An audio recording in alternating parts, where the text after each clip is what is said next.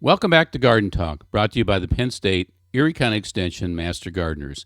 I'm your co-host for today, Mike Bailey, and along with me is Ellen Diplacido. Good morning, Ellen. Mike. Good morning. How are you today? Good, Uh, good. Ellen is calling in from a remote location, somewhere hidden in Uh-huh. hidden in her basement. In my basement, In her yes. basement. She says she's not locked down there, but I'm not sure. Okay, but we're still separated because of the coronavirus quarantine. Okay, that's in effect throughout the state. So hopefully this will all get a little bit better here within the next couple of weeks. And I don't know, maybe we'll even continue this because this is probably convenient for her as opposed to coming over to my house. But what do you want to talk about today? We'll see.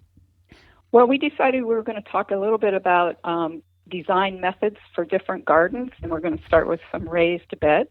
Yeah, well, That's okay with you? last time around, well, we Mm-hmm. at the end of last week we talked about hanging baskets Right. because Mother Day's coming up, etc. And Mm-hmm. you need to hear a Mm-hmm. little bit about that. But just prior to that, we did start to talk about gardening methods, right? And we touched on Right. what The traditional. the traditional, Traditional. which is what you're Mm-hmm. from. You're a farm girl, all right?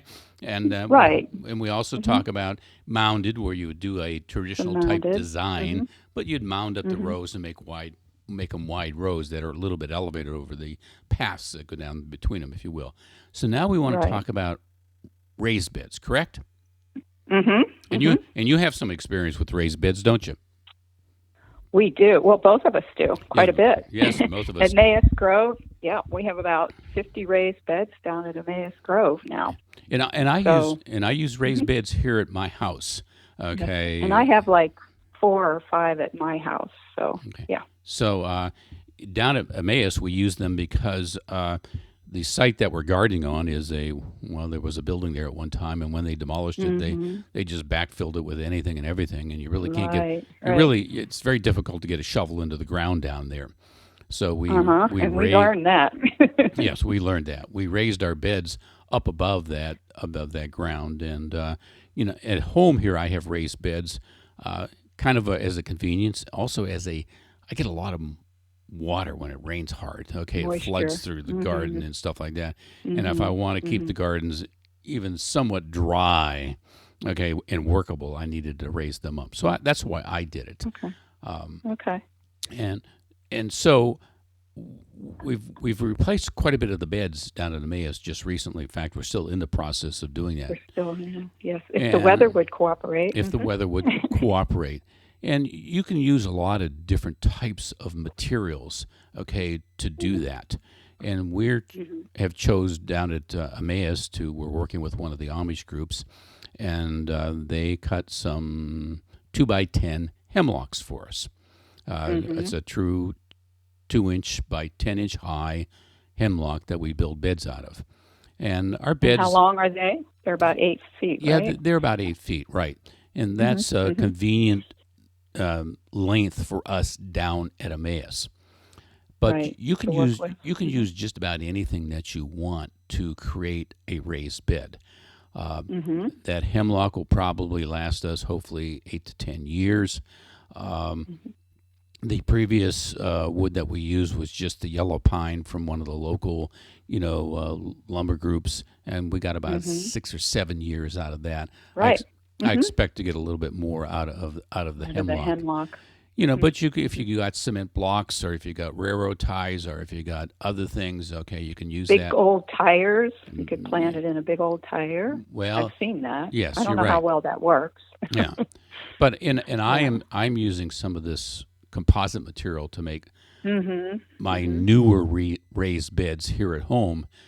Because I'm getting old, and okay, and do you know what that's Who's about? older, Mike? You or Yes, me? yes, and I don't want to have to replace them again, so I figure I'll get some, material that's really going to Composite. last. Mm-hmm.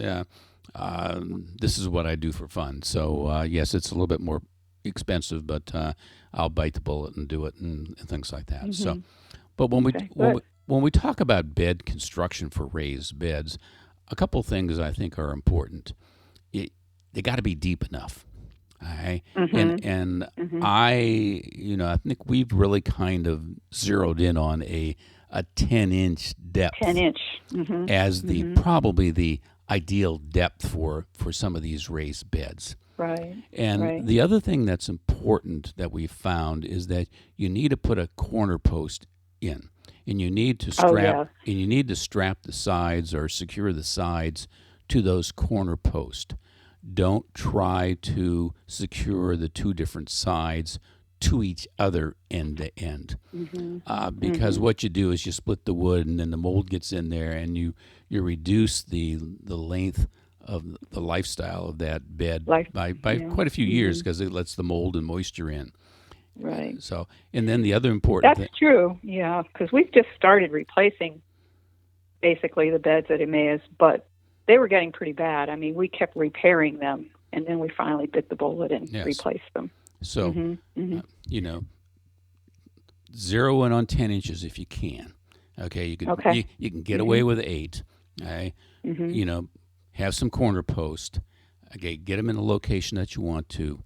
Level them off nicely, and then you got to fill them with some soil that's going to be manageable.